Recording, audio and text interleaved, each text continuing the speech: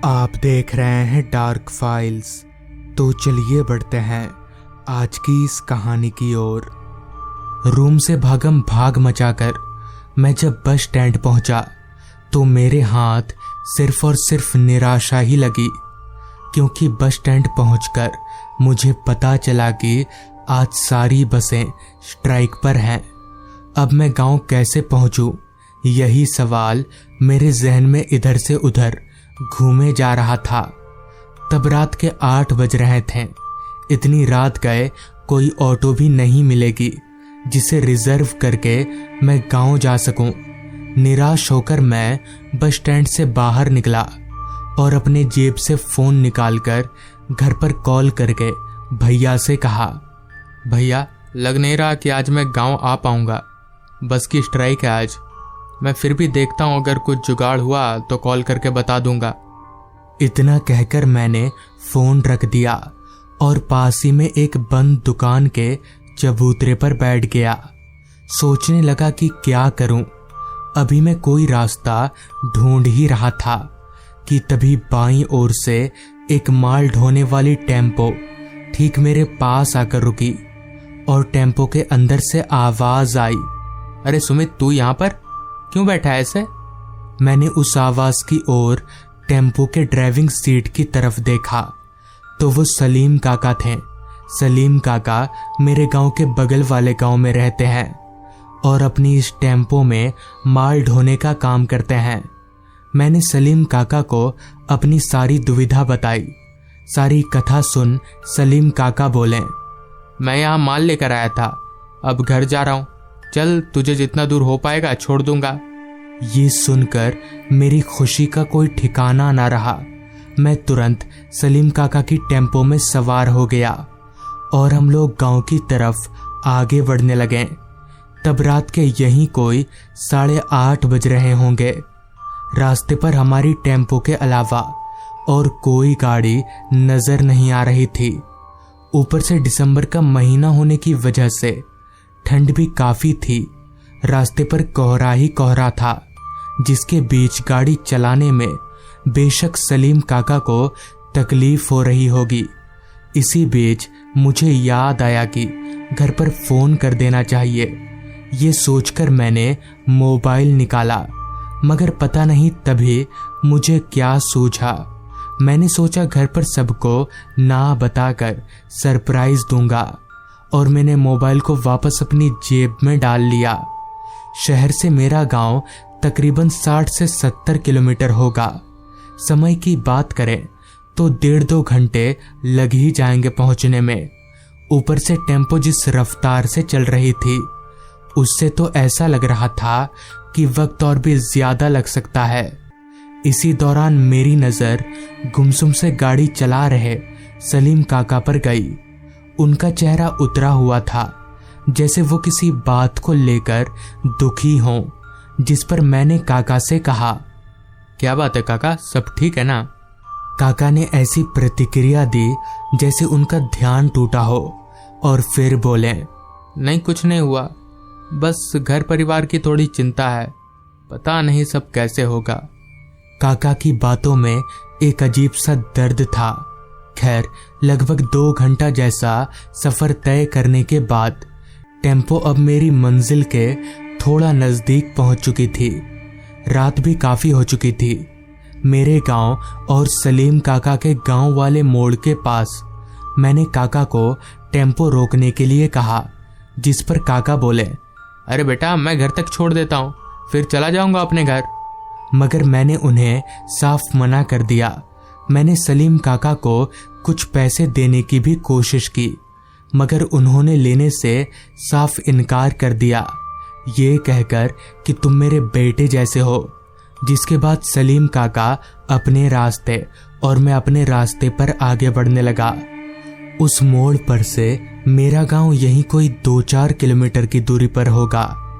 क्योंकि वो एक गांव का रास्ता था तो जाहिर सी बात है इतनी रात के रास्ते पर कोई नहीं होगा। मैं अकेला ही धुन में आगे बढ़े जा रहा था। रात हर पल और भी ज्यादा गहरी और गहरी होती जा रही थी। उस जंगल से घिरे रास्ते पर सांपों का डर मुझे बचपन से था। एक बार तो बचपन में मैं सांप के ऊपर चढ़ते चढ़ते बचा था। खैर, मैं आगे बढ़ता रहा। मोबाइल की फ्लैशलाइट ही उस रास्ते पर रोशनी का एकमात्र जरिया थी। बाकी ना तो कोई स्ट्रीट लाइट थी और ना ही घने लंबे पेड़ों के कारण चांद की रोशनी सही से जमीन पर पहुंच पा रही थी। अभी मैं आगे बढ़ ही रहा था कि तभी रास्ते के दाईं ओर सामने वाली झाड़ियों में मुझे कुछ हलचल महसूस हुई। मैं ठिठक कर अपनी जगह पर रुक गया। शीत की एक ठंडी लहर मेरे पूरे जिस्म में दौड़ गई। माँ ने फोन पर बताया था कि आजकल गांव में शियारों का बड़ा आतंक है। मैं कुछ देर अपनी जगह पर ही रुका रहा, मगर जब वो हलचल बंद हो गई तो मैं जल्दी से वहां से आगे बढ़ गया और तेजी से कदम चलाकर गांव की तरफ जाने लगा। अभी मैं उस जगह से थोड़ा आगे बढ़ा ही था कि तभी सामने रास्ते के एक किनारे पर मुझे कोई लड़की खड़ी नजर आई। मुझे काफी हैरानी हुई कि आखिर इतनी रात गए ये लड़की इस सुनसान रास्ते पर क्या कर रही है। खैर, चूंकि वो लड़की आगे की तरफ मुंह करके खड़ी थी, इसलिए मुझे उसका चेहरा दिख नहीं रहा था। लिहाजा मैं चलते हुए उस लड़की के पास गया तो पता चला कि वो लड़की नीलू है। नीलू हमारे गांव में रहने वाले सुमेसर चाचा की लड़की। तभी मैंने नीलू से कहा, अरे नीलू, तू यहाँ पर क्या कर रही है? मगर नीलू कुछ नहीं बोली और उसी तरह से एक टकटकी बांधे सामने की तरफ देखती रही। मैंने दोबारा कहा, अरे क्या हुआ, घर वालों ने निकाल दिया क्या? मगर इस पर भी नीलू की तरफ से कोई प्रतिक्रिया नहीं आई। मगर तभी नीलू ने चलना शुरू कर दिया। मगर ये क्या, वो रास्ते पर ना चलकर रास्ते के नीचे जंगलों की ओर जाने लगी। मुझे कुछ अजीब लगा, लिहाजा मैं भी उसके पीछे पीछे जाने लगा। मैं नीलू को आवाज दिए जा रहा था, मगर वो रुकने का नाम ही नहीं ले रही थी। इस घने जंगल में आखिर नीलू कहाँ जा रही है? मैं उसे छोड़कर जा भी नहीं सकता। अगर उसे कुछ हो गया तो क्या होगा? इसी तरह के हजारों सवाल उस वक्त मेरे जहन में उमड़ रहे थे। चलते चलते अब हम लोग जंगल में काफी अंदर आ चुके थे। मुझे समझ नहीं आ रहा था कि आखिर ये लड़की जा कहाँ रही है और मेरी किसी बात का जवाब क्यों नहीं दे रही। अभी हम लोग आगे बढ़ ही रहे थे कि तभी अचानक नीलू गांव के पुराने तालाब के पास जाकर खड़ी हो गई। उस पुराने तालाब के पास में नीलू को खड़ा देख मेरे जहन में एक बत्ती सी जल उठी। मेरे पूरे जिस्म में डर की एक लहर सी दौड़ गई। मैंने ना आव देखा ना ताव, सीधे दौड़ते हुए घर की ओर भागने लगा।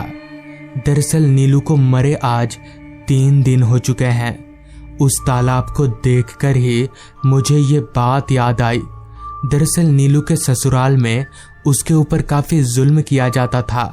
उसका पति शराब पीकर उसे रोज मारता था, इसलिए नीलू यहाँ अपने मायके आ गई थी और उसने एक रात इसी तालाब में कूदकर अपनी जान दे दी।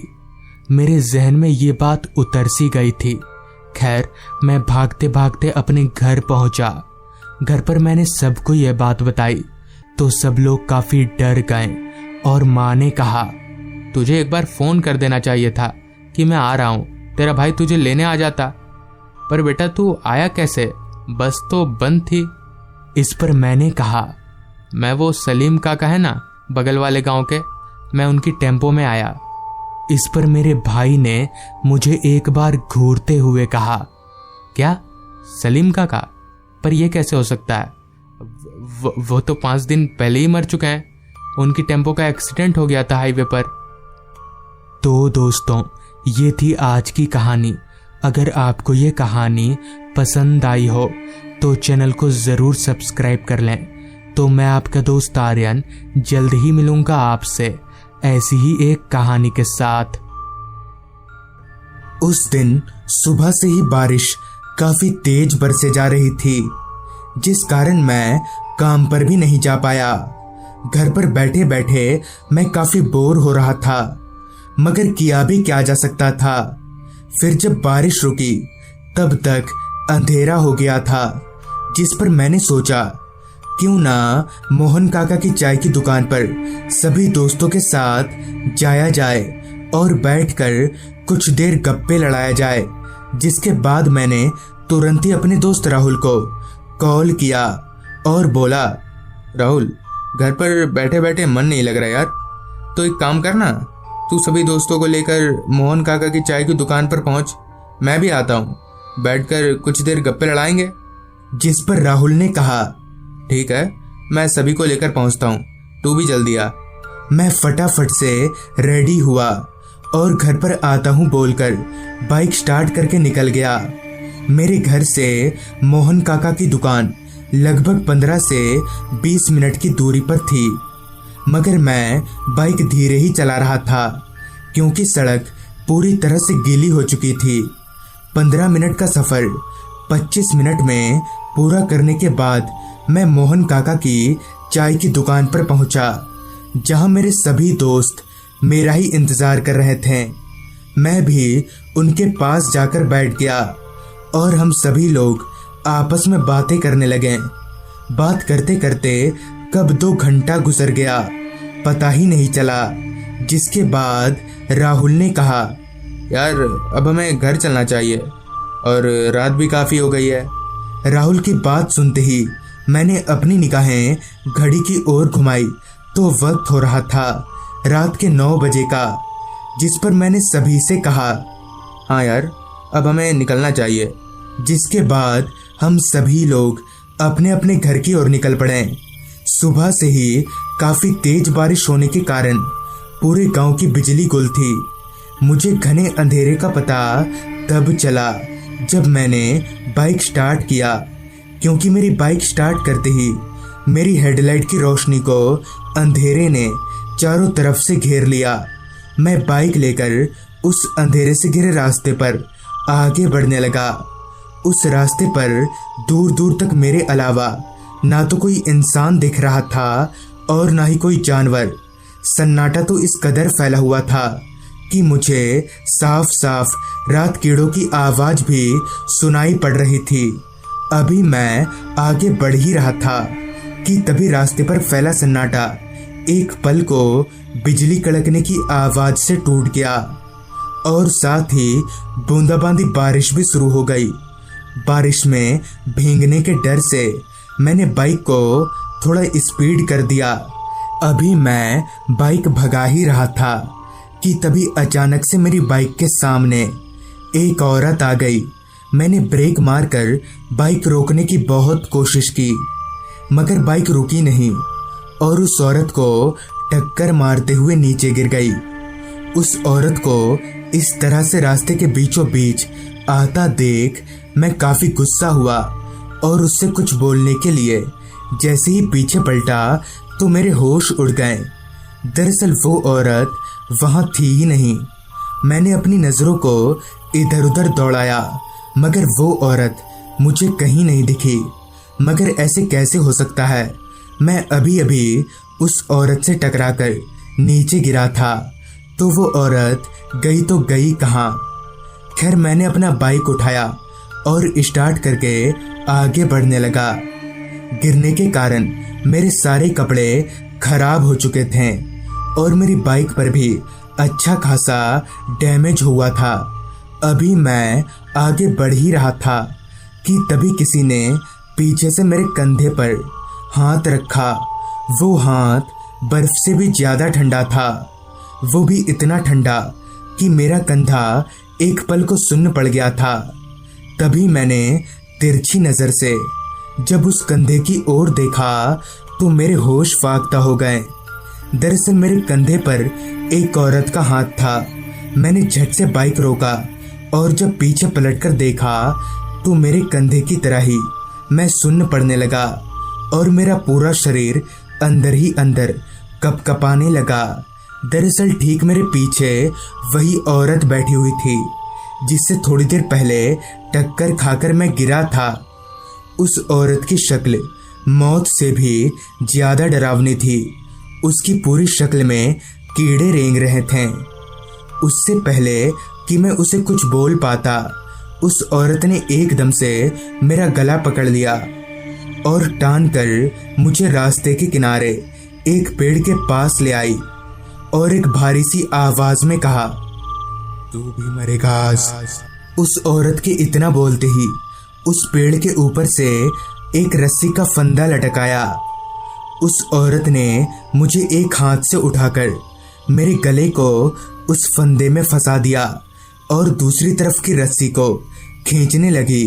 अभी मैं उस फंदे से लटककर मरने ही वाला था कि तभी वहां एक आदमी आ पहुंचा, जिसे देखकर वो औरत एकदम से गायब हो गई।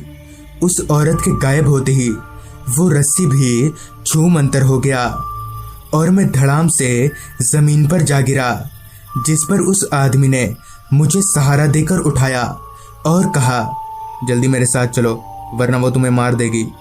मैं भी बिना कुछ सोचे समझे उस आदमी के साथ चलता बना। थोड़ी दूर चलने के बाद वो आदमी मुझे एक घर के भीतर ले आया।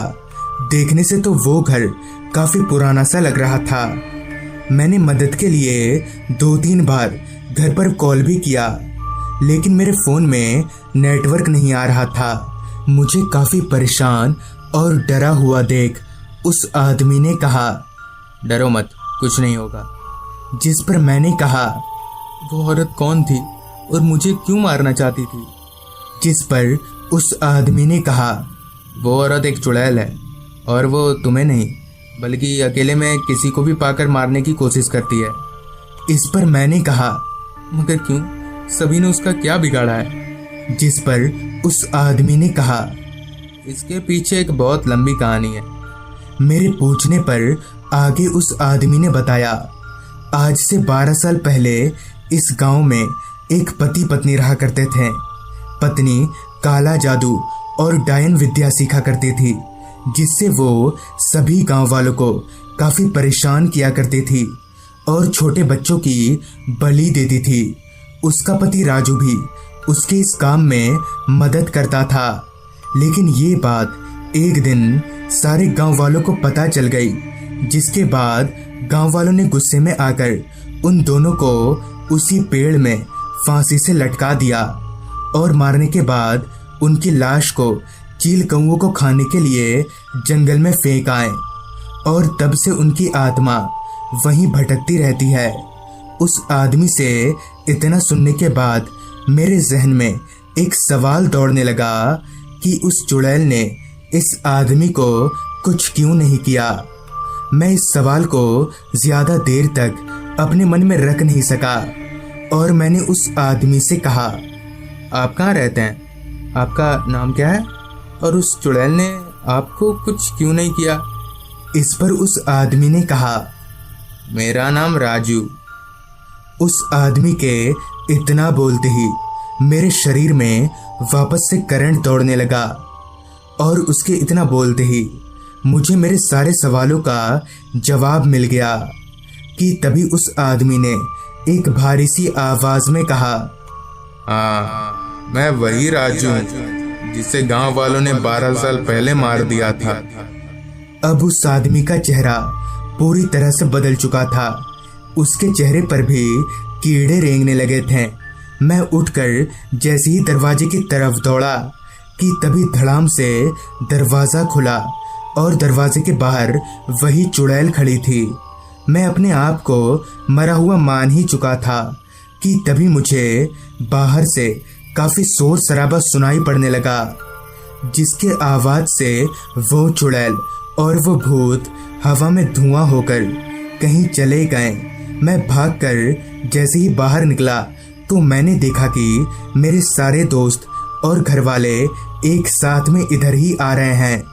फिर मुझे पता चला कि काफी देर तक घर नहीं पहुंचने के कारण मेरे दोस्त और घर वाले मुझे ढूंढते ढूंढते मोहन काका के दुकान तक जाने लगे, जहां उन्हें उसी पेड़ के पास मेरी बाइक गिरी हुई मिली, जिससे उन्हें पता चल गया कि मेरे साथ हुआ क्या है और इस तरह से मेरी जान बच गई। तो दोस्तों, ये थी आज की कहानी। अगर आपके पास भी ऐसी ही कोई कहानियां हैं तो मेरे साथ जरूर शेयर करें।